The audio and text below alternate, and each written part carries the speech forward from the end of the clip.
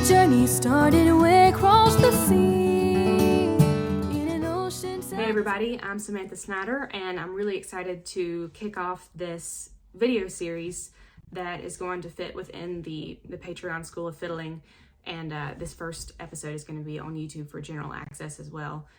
This is going to be a 12-part tale of my life growing up playing music professionally with my family band. So for those of you who don't know, especially if you just discovered me in recent years, you might not be aware that where I got my start and where I spent a lot of time, 12 years in fact, was playing with my dad and my older brother as a trio, and we were called the Snyder Family Band.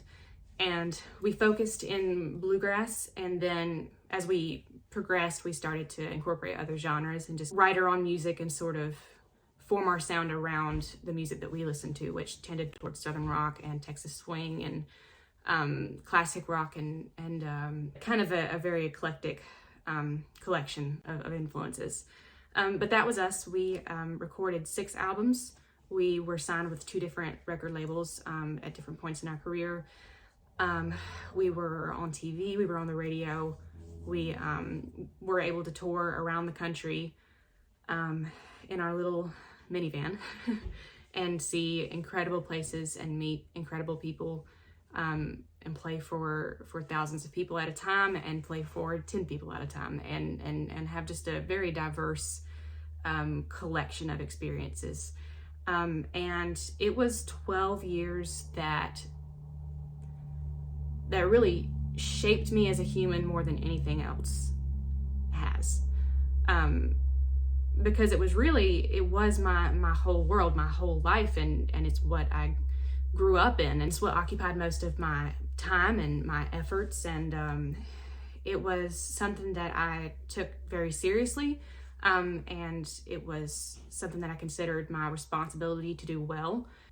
In exchange for that, I was able to experience a very rewarding career. I would not trade it for the world, with everything that it brought, both challenging and incredibly rich and beneficial. It was worth it, all of it. So I have wanted to tell the story and tell all the different little stories that took place over those 12 years for a while now, partly just because it's fun to tell the stories and it's fun to share them with other people, and partly because I don't want to forget them. A lot of it is still very vivid in my mind.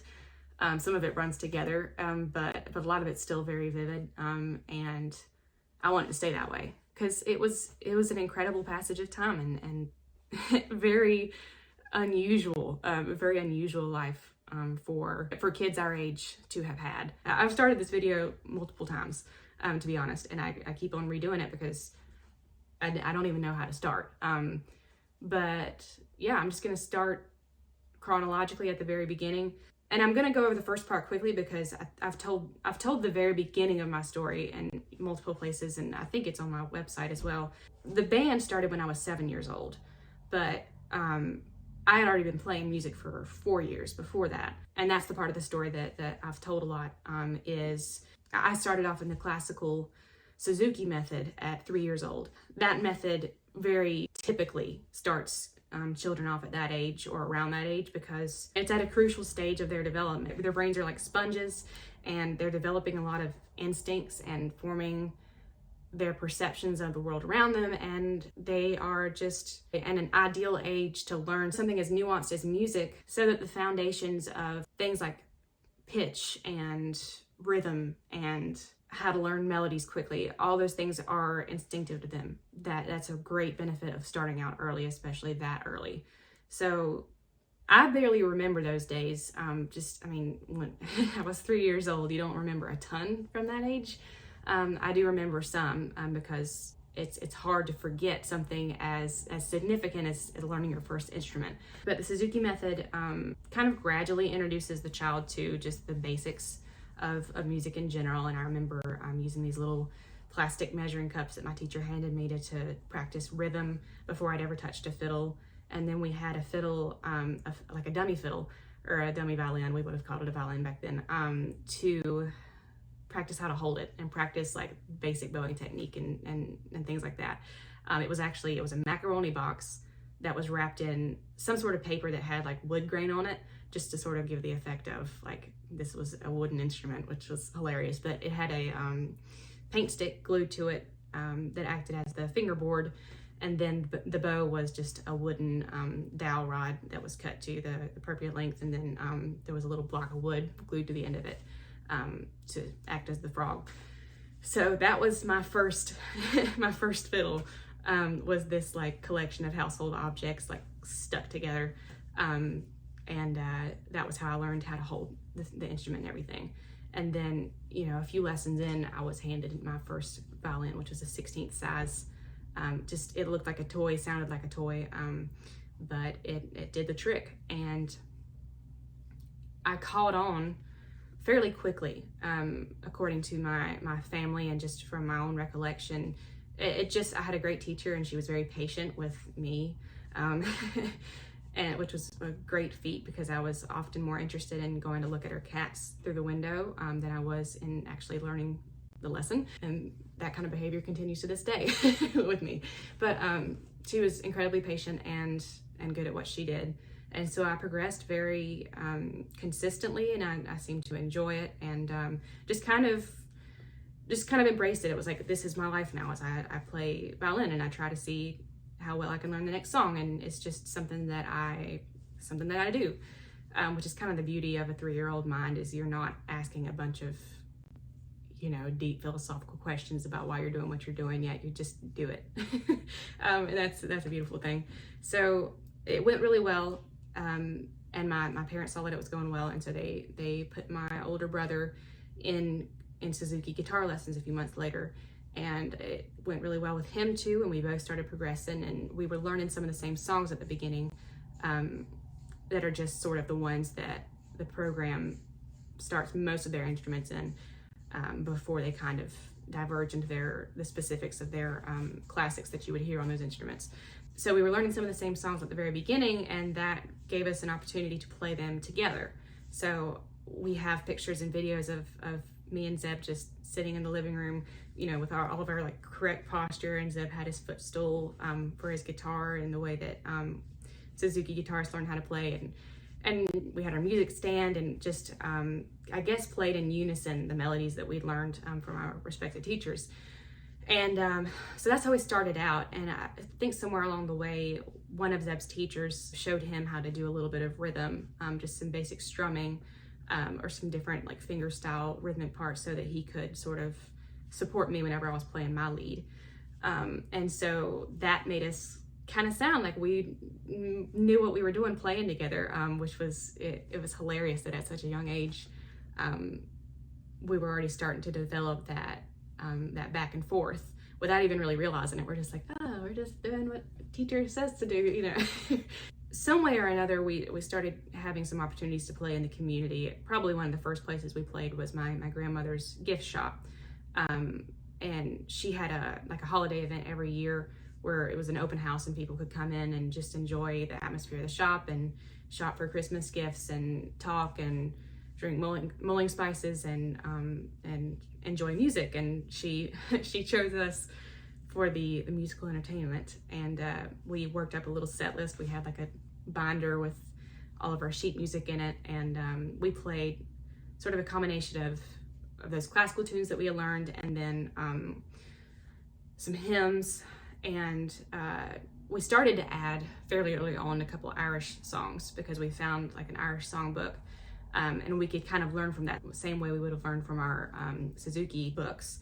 So we incorporated that in. So we were already starting to sort of come up with this hodgepodge of different music from different genres, even at that early age, because that's how we always listen, and that's how our family always listened to music, is just whatever we thought sounded good, not from any particular genre or writer or anything like that, or from any era.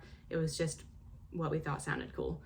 So we started to just naturally do that when we were trying to come up with what are we going to play at this event. So we did things like my grandmother's shop, and then some senior centers, and some church socials and things like that, just around town. And we very much had the advantage of being moderately cute kids.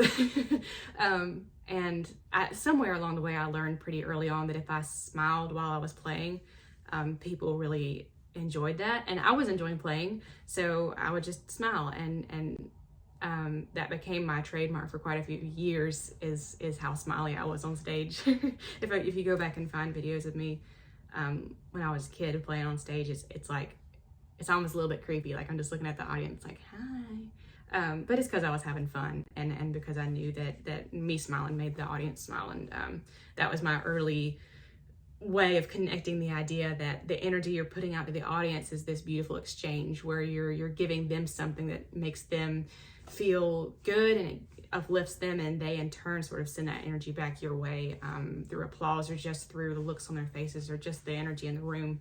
And you feel that surprisingly early on, and sort of start to notice the magic, and it only increases the older and more mature and more observant you get. So we were doing the classical thing, and it was very much, kind of like a school curriculum. And my older brother wasn't particularly in love with the songs that he was learning. It wasn't what he would have listened to in his own time. And somewhere along the way, my parents had heard bluegrass music, like on the Grand Ole Opry and things like that. And I think it must have been on one of the PBS shows that would tell you like different things to do in the state, like on the weekends or whatever, different ways to get away and enjoy some local culture. There was a segment about this place called the Cook Shack in Union Grove, North Carolina, which was about 45 minutes away from us. And it was this really unique, quirky, what turned out to be incredibly wonderful and home away from home place, where like during the weeks they have a restaurant there, and that was where you could get like hunting and fishing licenses and things like that, if I remember correctly. But it was this really quirky place that the walls were covered with albums and pictures of musicians from just every genre you could think of, and albums were hanging from the ceilings. I mean, there literally, you couldn't see paint on the walls anywhere. And it was just full of color and just the vibrancy of lives lived around music, and a love for music.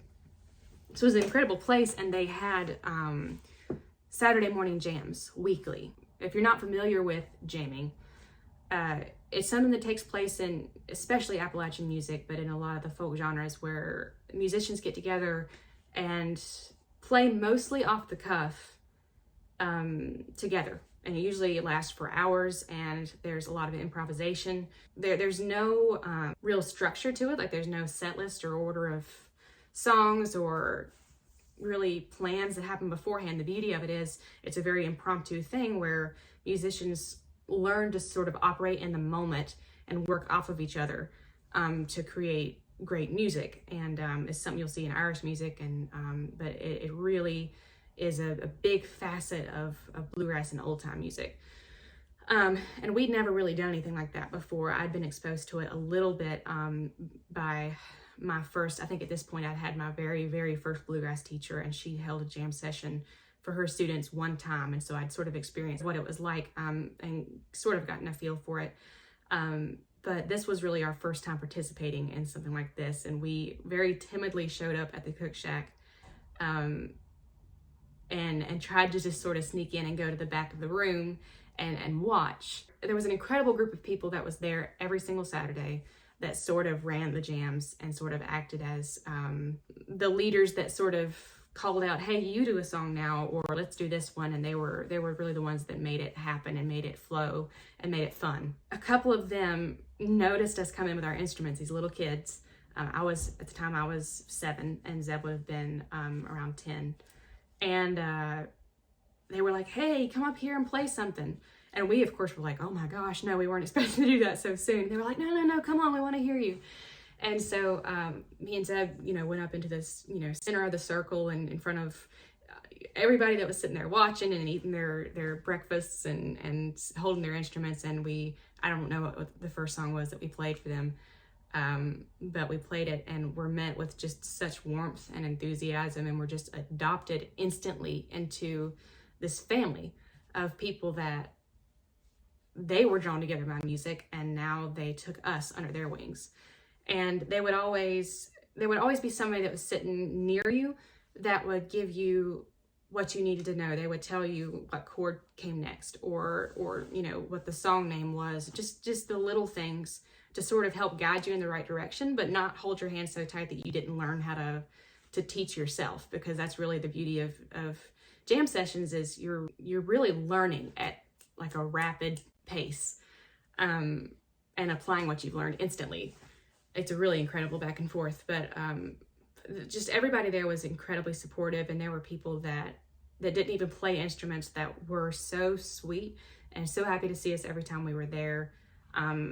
I literally have birthday cards from them that I've saved all these years, because they remembered my birthday and sent me a card and like a $5 bill. To find those pockets of culture and community, especially nowadays, it's just so rare and so priceless.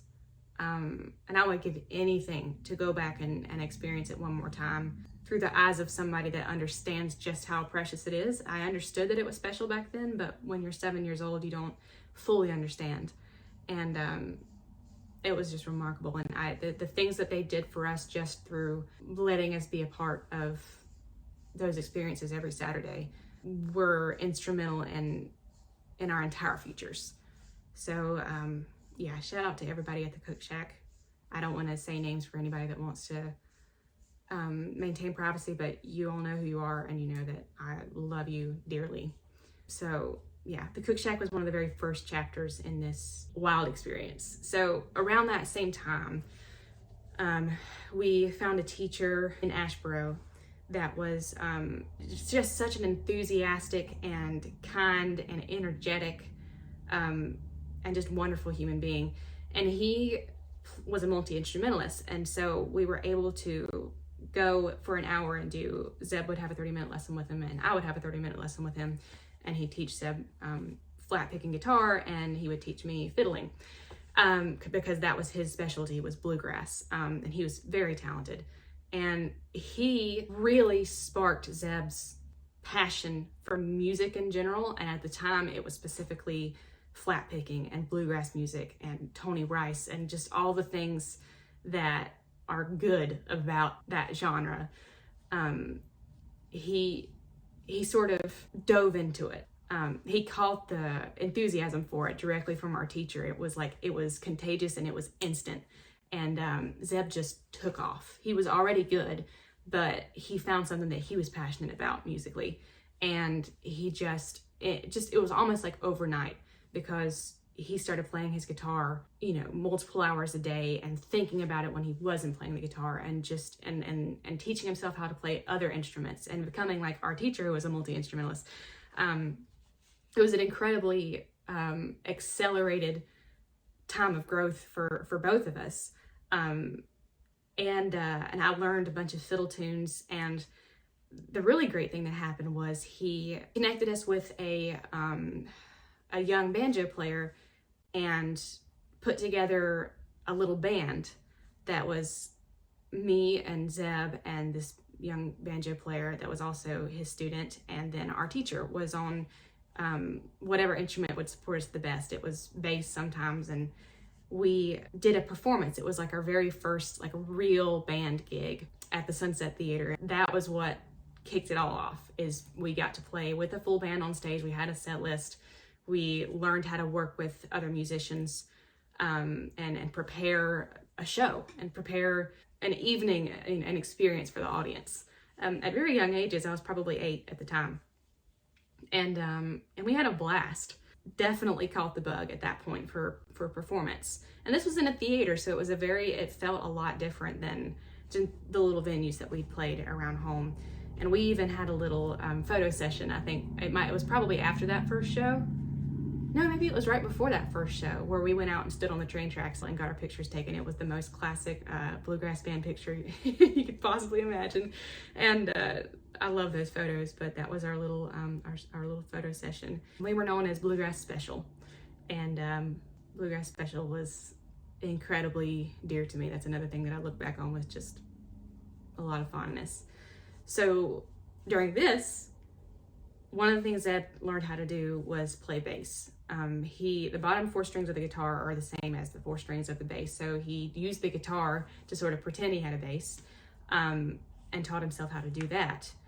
And then we were looking for somebody who could sort of join Zeb and I and play with us and make our sound bigger, so we kind of, have the same experience that we had with Bluegrass Special. Because we couldn't always play together with Bluegrass Special. All of us had very different schedules, so it wasn't something that we were going to be able to do consistently. So we were looking for a way to do that in our own time. And so our dad, who is a lifelong music lover and knows just a ton about a lot of different genres, just through sheer passion for it and through having listened to it his whole life and really studied it. And he played drums in high school and he wanted to be the drummer for Leonard Skinner one day. I mean, that was his dream. And he wasn't the drummer for Leonard Skinner, but he developed a lot of rhythmic skill and a lot of passion for playing music. But that was really the only thing he ever played was drums. We had the bright idea to get him a bass. So we found a really cheap bass. I can't even remember where we got it from now. But it was, it was probably the best we could have afforded at the time, especially for an entry-level situation.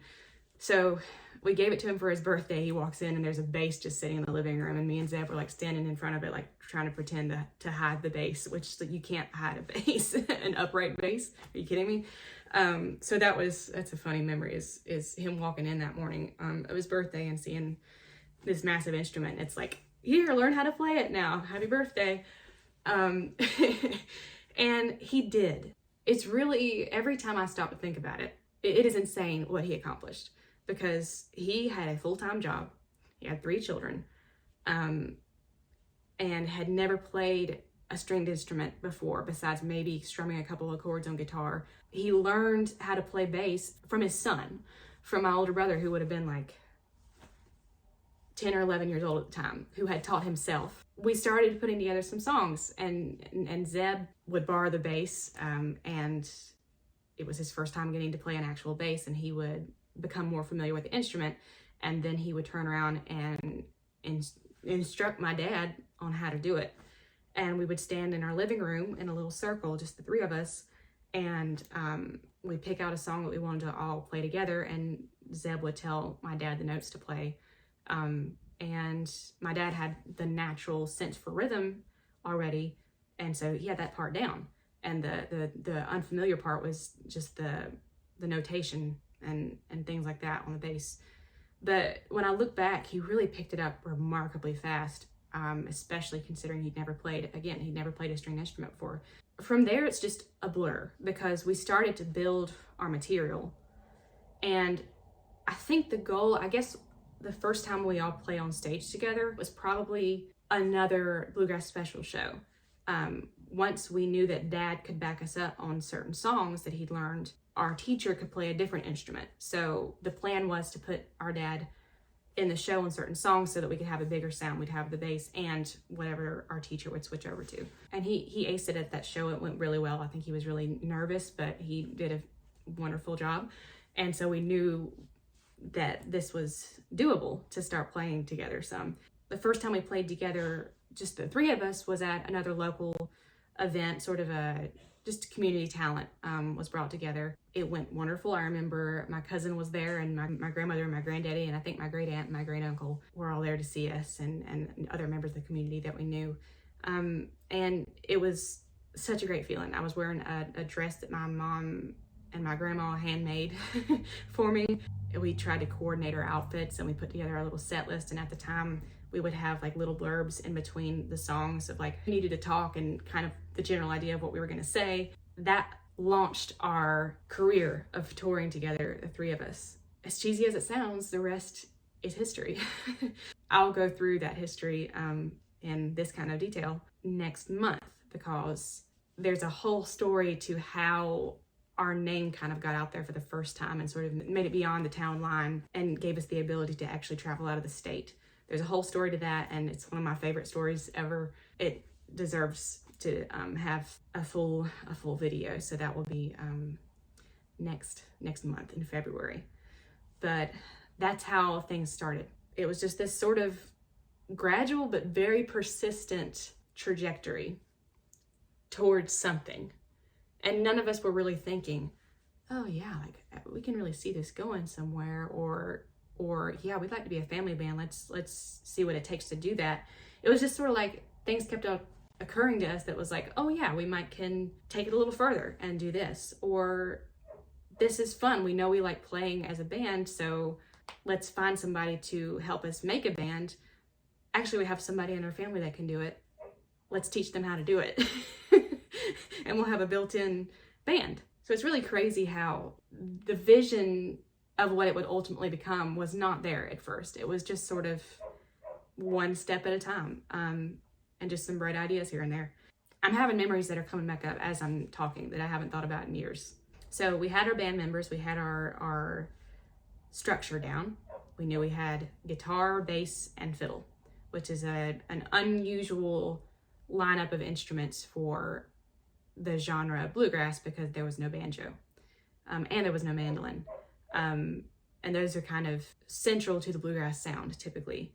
So we already had our work cut out for us, and we already had a built-in reason to sound different and to sort of have a unique take on the music that we learned. So we had our band, we knew we could perform on stage together, and it was just a matter of what came next. And we'll talk about that next time, because it was really exciting.